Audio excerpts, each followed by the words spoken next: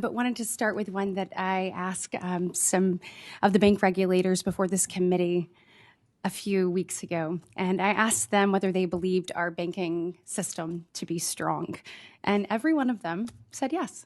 And so my question to you is, do you agree with them that, in your opinion, the U.S. banking sector is strong? Yes, I think it is a strong system, and one where we occasionally see some places where there could be resilience issues. Senator Warner just mentioned one of them, but certainly we always have to be looking to ensure that resilience. Yeah, and I appreciate that all of you believe that.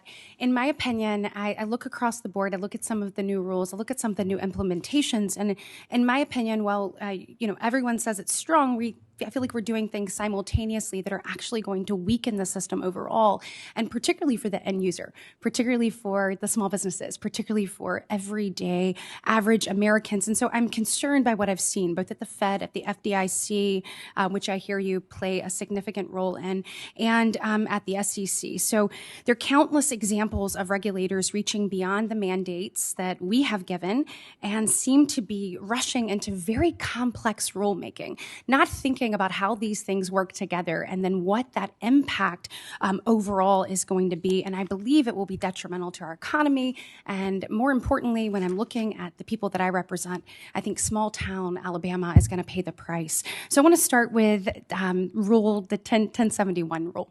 So community banks provide over 60% of small businesses' credit needs, and that is nearly 2/3 of all small business loans. And to give you an insight into me, both of my parents were small business owners, so to me, this stuff matters.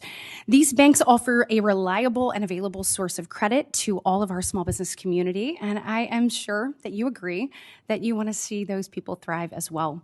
So, Mr. Chopra, do you believe that this rule, as currently written, will help support small banks' ability to continue being the primary lender for small businesses? Well, I want to make sure I share your view that we want local banks to be able to provide small business credit to everyone. Do you think that this is going to continue to? Well, let me share more, which is that we do know that there has been a lot of questions about who is getting small business loans, who isn't, and that really undermined PPP. So we were under a legal mandate, a court order to complete the rule. We exempted, I believe, an additional 2,000 banks from it. We reduced the number of data points. And so court orders do matter to you. So what the Supreme Court says goes, kind of thing. Of course. But we were also sued because the rule was not complete a few years ago. But real quick, when you're talking about this rule, you've said that you're going to post these things online, if I understand correctly, some of the findings that you get from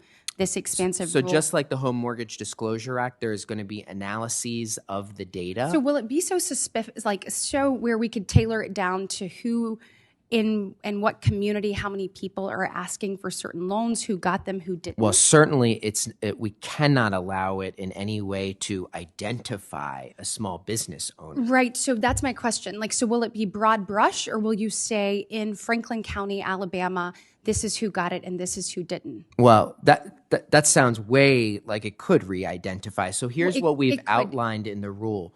We won't be able to post things for probably years. We'll look at the data and we'll go through the process of making sure that we're publishing analyses. Many of them may be aggregated at the state level, regional level. So you're saying that you won't, because you're from, is it Plainville? Is that right? No. Where are you from? I'm from outside Philadelphia. Outside of Philadelphia. Yeah. And so how big of a community is that? It's a pretty large metropolitan area. So I just think to this, and it's interesting to hear you say it'll be years, because we have small community banks that are struggling with how they're going to do this, and they serve a community of 3,000 people, Red Bay, Alabama. Well, then that wouldn't be published, and just like the Home Mortgage Disclosure Act doesn't publish because there's certain things that you're asking for that it goes from protecting a consumer to invading their privacy. Yeah, I agree.